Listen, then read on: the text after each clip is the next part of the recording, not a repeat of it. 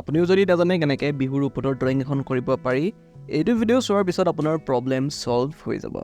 ইয়াতে আমি কি কৰিম, এখন কম্প'জিশ্যন বনাম। নাচনীয়ে নাচি আছে, পেঁপা বজাই আছে। কেনেকৈ বনায় আপুনি চাই লওক। বহুতৰে এটা প্ৰব্লেম থাকে, ফিগাৰ কেনেকৈ বনায়। যিমানবিলাক বিগিনাৰ আৰ্টিষ্ট আছে সকলোৰে এইটো প্ৰব্লেম থাকে, ফিগাৰ বনাবলৈ বহুত ভয় কৰে।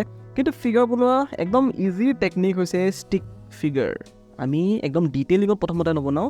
প্ৰথমতে আমি এনেকৈ কিছুমান ষ্টিক ফিগাৰৰ সহায়ত আমাৰ যোনখন কম্প'জিশ্যন আছে সেইখন আমি কমপ্লিট কৰি ল'ম। ইয়াতে আপুনি চাওক, মই একো ডিটেইলিং এড কৰা নাই। কেনেকৈ কি হ'ব, চিম্পল মই কিছুমান লাইনৰ সহায়ত, যোনটো আমি ষ্টিকমেন বা ষ্টিক ফিগাৰ বুলি কওঁ, সেইটোৰ সহায়ত আমাৰ কম্প'জিশ্যনখন কমপ্লিট কৰি ল'ম। যেতিয়া আমাৰ কম্প'জিশ্যনটো ভাল লাগিব, তাৰপিছত আমি নেক্সট ষ্টেপটোলৈ যাম। নেক্সট ষ্টেপটো হৈছে আমাৰ ষ্টিক ফিগাৰ যোনটো বনাইছিলোঁ তাৰ ওপৰত আমি ডিটেইলিং এড কৰিম। আপুনি ইয়াতে দেখিবলৈ পাইছে মোৰ যোনটো ষ্টিকমেন আছিলে পেঁপা বজাই থকা, সেইটোৰ ওপৰতে মই আৰু অকণমান ডিটেইলিঙত বনাই আছোঁ। কেনেকৈ পেঁপা বজাব, ভৰিখন কেনেকৈ থাকিব, হাতখন কেনেকৈ থাকিব, সেইটো আমি অভাৰঅল অবজাৰ্ভ কৰি পিনে বনাম, বা আমাৰ ইমেজিনেশ্যনটো ইউজ কৰি পিনে আমি তেনেকৈ বনাই যাম।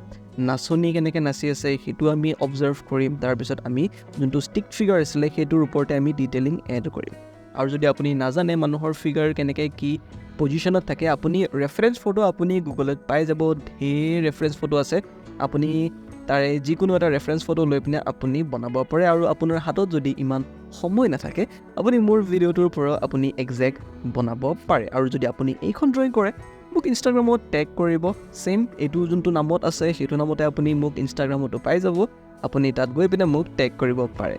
আৰু যেতিয়া আপোনাৰ ড্ৰয়িংখন কমপ্লিট হ'ব, তাৰপিছত আমাৰ যোনখন ষ্টিক ফিগাৰ থাকিব, ষ্টিক ফিগাৰবিলাক আমি ইৰেজ কৰিম। তাৰপিছত আমাৰ যোনখন মেইন আউটলাইন হ'ব, সেই আউটলাইনখনৰ ওপৰত আমি কালাৰ কৰিম। কালাৰৰ কাৰণে আপুনি যি ইচ্ছা তাকে আপুনি কালাৰ কৰিব পাৰে। ৱাটাৰ কালাৰ, অইল পেষ্টেল, তাৰপিছত পেঞ্চিল শ্বেডিং, আপোনাৰ যি মন তাকে আপুনি কালাৰ কৰিব পাৰে। কিন্তু কালাৰ কৰাৰ আগতে আপোনাৰ মেইন বস্তুটো হৈছে আপোনাৰ যোনটো আউটলাইন, সেই আউটলাইনটো কেনেকৈ বনাব পাৰি তাকে আপুনি চেষ্টা কৰক, ভালদৰে বনাওক আউটলাইন।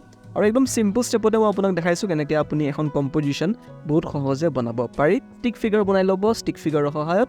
তাৰপিছত আপুনি ডিটেইলিং এড কৰি পিনে এনেকুৱা এখন ৰঙালী বিহুৰ ছবি বহুত সহজে আপুনি আঁকিব পাৰে।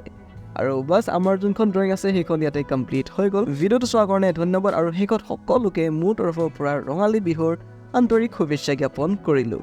ধন্যবাদ।